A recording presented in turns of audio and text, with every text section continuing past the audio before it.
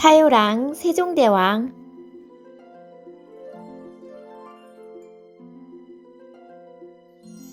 햇살이 따스한 날, 꼬마버스 타요와 라니가 운행을 시작했어요. 어? 정류장에 멋진 옷을 차려입은 손님이 꼬마버스들을 기다리고 있네요. 타요, 나를 경복궁까지 데워다 줄 수 있겠니? 물론이죠. 어서 타세요. 타요는 바람을 가르며 쭉쭉 뻗은 도로를 달렸어요.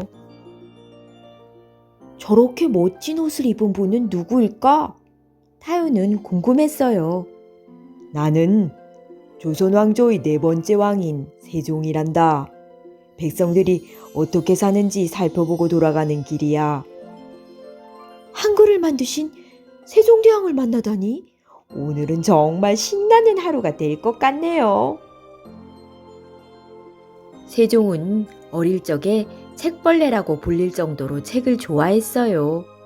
책 속에는 옛날 사람들의 지혜가 가득해. 심지어 몸이 아파 누워있을 때도 손에서 책을 놓지 않았지요. 그러자 보다 못한 아버지 태종 임금이 책을 모조리 치워버리라고 명령했어요. 아버지가 책을 못 읽게 하자 세종은 시무룩해졌어요. 타요, 저거 책 아니야?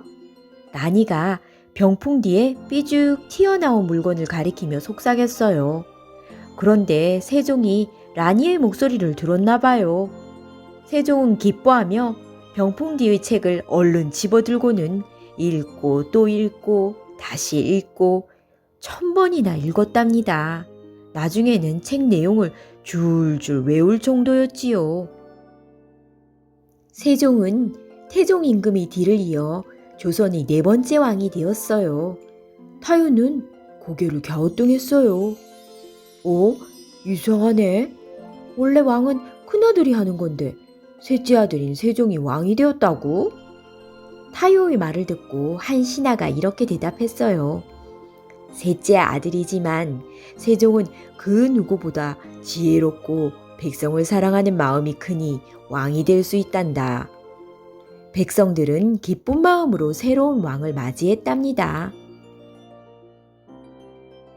왕이 나라를 잘 다스리려면 똑똑하고 지혜로운 사람들이 옆에서 왕을 도와주어야 해요. 세종은 학문을 연구하고 책을 펴내는 집현전을 세우고 전국에 숨어있는 인재들을 불러 모았어요. 집현전에서 학자들은 열심히 공부하고 책을 만들면서 세종이 나라를 잘 다스리도록 도와주었답니다. 그리고 농부들로부터 직접 전해들은 농사법을 모아서 책을 펴냈고 약으로 쓰는 풀의 종류와 기르는 방법 등을 적은 책도 만들었어요. 타요, 우리나라가 세계에서 제일 먼저 추구기를 사용했대. 다 세종대왕 덕분이지. 세종은 과학 발전에도 힘을 쏟았어요. 비가 얼마나 왔는지 잴 수 있는 기구인 추구기를 발명했는데 그 덕분에 농사에 큰 도움이 되었어요. 또한 세종은 장영실이라는 과학자를 불러들여 해시계와 물시계도 만들도록 했어요. 마침내 해시계가 완성되었어요. 타요, 이 해시계를 임금님이 보실 수 있게 근정전 앞에 갖다 놓아주렴. 타요는 중요한 심부름을 맡게 되자 가슴이 두근거렸어요. 그런데 근정전이라는 글자를 읽을 수 있겠니? 그럼요. 저 글자 잘 알아요. 방귀로 제 이름도 쓸 수 있는걸요. 그런데 근정전으로 가던 타요에게 문제가 생겼어요. 라니야, 근정전을 찾을 수가 없어. 그러게, 근정전이라는 글자는 안 보이는데. 타요는 자기가 근정전 바로 앞에 서 있는 줄도 모르고 이리저리 두리번거렸어요. 어쩔 줄 몰라 하는 타요 앞에 세종대왕이 나타났어요. 타요, 무슨 일이냐? 해시계를 근정전에 갖다 놓아야 하는데 근정전이 어디 있는지 모르겠어요. 하하하, 저렇게 커다란 글자를 못 읽는단 말이냐? 하지만 세종이 가리킨 간판에는 타요가 전혀 모르는 글자가 쓰여 있었어요. 한자를 읽지 못하는 타요를 보며 세종은 결심했어요. 백성 누구나 쉽게 읽을 수 있는 우리나라의 글자를 만들어야겠다. 옛날에는 우리나라의 글자가 없어서 중국 글자인 한자를 빌려서 사용했어요. 그런데 한자는 복잡해서 배우기가 너무 어려웠지요.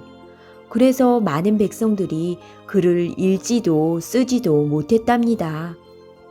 세종은 우리나라의 글자를 만드는 일을 시작했어요. 새로운 글자를 만드는 데 필요한 책과 자료가 있으면 우리나라뿐 아니라 다른 나라까지 가서 모아오라고 했어요.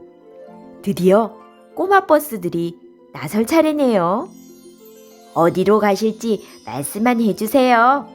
저희가 쌩 하고 태워다 드릴게요. 타요와 라니는 학자들을 태우고 곳곳을 누비고 다녔어요. 세종은 학자들과 함께 밤을 새워가며 연구하고 또 연구했어요. 그런데 쉬지도 않고 너무 열중한 나머지 눈이 잘 안 보이고 건강도 나빠졌어요. 저러다 쓰러지시면 어떡하지? 타요와 라니는 걱정스러웠어요. 임금님, 건강을 먼저 돌보셔야 해요. 타요가 말려보았지만 세종의 고집을 꺾을 수는 없었어요. 난 괜찮다, 타요. 어서 우리 글자를 만들어서 백성들이 쉽게 익힐 수 있도록 해야지. 1443년 마침내 28자로 이루어진 한글이 탄생했어요. 간단하면서 누구나 쉽게 배울 수 있는 세상에서 가장 훌륭한 글자였어요. 우리나라 말이 중국과 달라 말과 글이 서로 맞지 않으니 어리석은 백성이 말하고 싶은 게 있어도 뜻을 전하지 못하는 사람이 많다.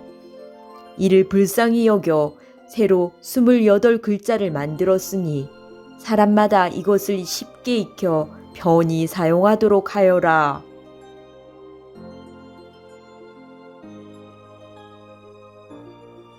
그런데 한글 사용을 반대하는 신하들도 있었어요. 중국의 한자가 더 훌륭한 문자라고 생각하는 양반들이었어요. 그 복잡하고 어려운 한자가 더 좋다고? 타요는 어리둥절하기만 했어요. 세종은 한글 사용을 반대하는 양반들을 꾸짖었어요. 백성들이 글을 익히면 억울한 일도 줄어들 것이고 책을 읽고 농사짓는 법을 배우면 배고픔에서도 벗어날 수 있다. 그런데 그대들은 어찌하여 반대를 하는 것인가?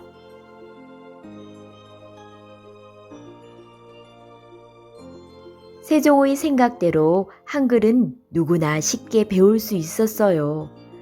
글을 모르던 사람도 며칠만 공부하면 하고 싶은 말을 글로 표현할 수 있었지요. 글을 배우는 게 이렇게 쉽고 재미있는 일이라니. 백성들도 깜짝 놀랐어요. 얼마 후 온 나라에 책 읽는 소리가 울려 퍼졌어요. 더불어 백성들의 웃음소리도 끊이지 않았어요.